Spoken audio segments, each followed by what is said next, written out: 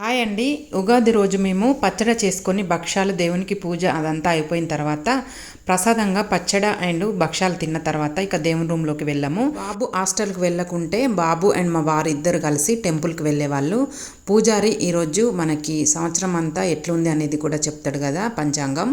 దానికోసం అయితే వెళ్ళేవారు. వచ్చిన తర్వాత నాన్ వెజ్ అయితే తినేవాళ్ళు. స్పెషల్ ఏంటి అంటే పోషమ్మ తల్లికి మొక్కు తీర్చుకుంటాం అన్నమాట. కోడిని కోసుకునే వాళ్ళు కోడిని, లేక అందరు కలిసి మేకను కూడా కోసుకుంటాం. ఇది నా చిన్నప్పటి నుంచి మా ఇంటి దగ్గర కూడా చూస్తూ ఉన్నానన్నమాట. ఇక్కడ కూడా అత్తమ్మ వాళ్ళ ఇంటి దగ్గర కూడా అంతే. అట్లా అని చెప్పి మేమైతే ఇక దేవుని రూమ్లోకి వెళ్ళకుండా పూజ మొత్తం అయిపోయిన తర్వాత ఇక నాన్ వెజ్ కర్రీస్ అయితే వండుకొని తింటాం. కొన్ని సైడ్ అయితే ఈరోజు నాన్ వెజ్ తినరంట. మీరు ఎలా చేసుకుంటారు కామెంట్ బాక్స్లో కామెంట్ చేయండి. నాన్ వెజ్ తింటారా లేక తినరా అనేది కూడా ఎక్కడ పద్ధతులు అక్కడే ఉంటాయి కదండి. మాకైతే ఏమీ తప్పుగా అనిపించదు. ఇలా చేసుకుంటాం అన్నమాట మేమైతే. వీడియో నచ్చితే లైక్ చేయండి.